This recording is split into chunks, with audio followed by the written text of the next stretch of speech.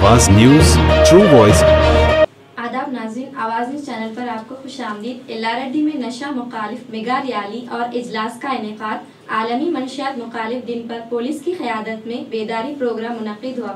Rally में तुलबा, असातिज़ा और आवाम ने बढ़ चढ़ कर हिस्सा लिया। पुलिस अफसरान ने नशा की लत नौजवानों को मुस्तक़बिल को बर्बाद कर रही है, जिसमें बड़ी तादाद में शहरियों ने शिरकत की और नशा मुखालिफ नारों के साथ बेदारी मुहिम चलाई गई। नशे से पाक समाज, सेहतमंद मुस्तक़बिल का पैगाम दिया गया।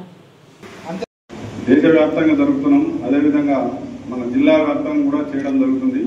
ఈరోజు సబ్ డివిజన్ వైజ్గా సబ్ డివిజన్ ఏరియాలో ఉన్నటువంటి ఆల్ ఆఫీసర్స్, రెవెన్యూ, పోలీసు, వైద్య, ఎడ్యుకేషన్ వీళ్ళందరి సహకారంతో కోఆర్డినేషన్ తోటి ఈరోజు మన సబ్ డివిజన్లో ఈ వారోత్సవం జరుపుకోవడం జరుగుతుంది.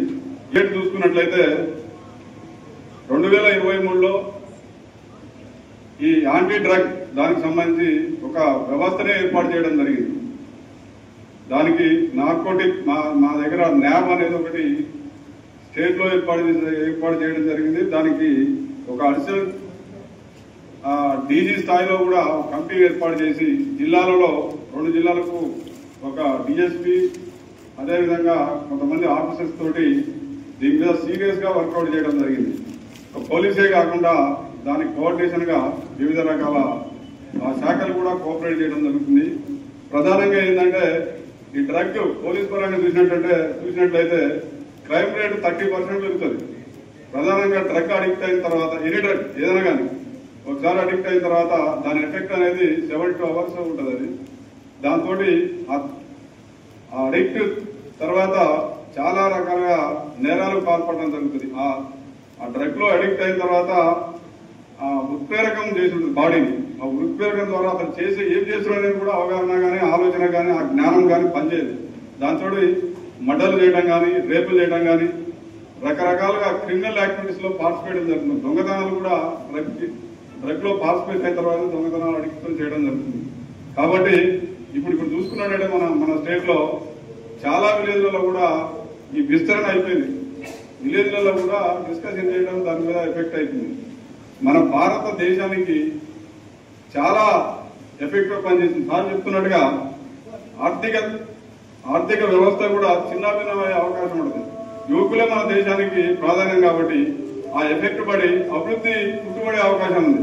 అదేవిధంగా మన రక్షణ వ్యవస్థ మీద కూడా పాల్పడే అవకాశం ఉంటుంది. ఎందుకంటే విదేశాల నుంచి వచ్చే డ్రగ్స్ అన్ని కూడా మనకు ఎగరేస్తున్న దేశాలు పాకిస్తాన్ నుంచి కూడా చాలా ఈ ఎఫెక్ట్ అయ్యే డ్రగ్స్ తోటి మన దేశానికి సప్లై చేయడం వలన, వాటిని వాడటం వలన యువత యొక్క సామర్థ్యం దెబ్బతిని డెవలప్మెంట్ పుట్టుబడే అవకాశం ఉంది. ఆ విధంగా ఎఫెక్ట్ పడుతుంటది.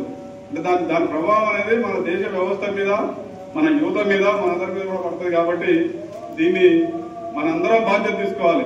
ఒక పోలీస్ వ్యవస్థ కాకుండా ఆల్ డిపార్ట్మెంట్స్ కోఆపరేట్ చేసుకొని దాన్ని కంట్రోల్ చేయాల్సిన అవసరం ఉంటుంది. అదేవిధంగా మన స్కూల్ కానీ, కాలేజీలలో కానీ ఈ డ్రగ్ కు సంబంధించి కమిటీలు కూడా ఏర్పాటు చేయడం జరుగుతుంది.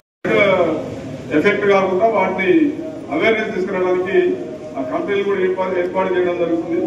వాటిని కంట్రోల్ చేయాల్సిన బాధ్యత కూడా మనందరి మీద ఉంది. కాబట్టి దయచేసి మనందరం సహకారం తీసుకొని వాటి మీద ఎఫెక్ట్ చేయాలి. ముఖ్యంగా ఏంటంటే మన దగ్గర గాంజా ఎఫెక్ట్ బాగుంటుంది.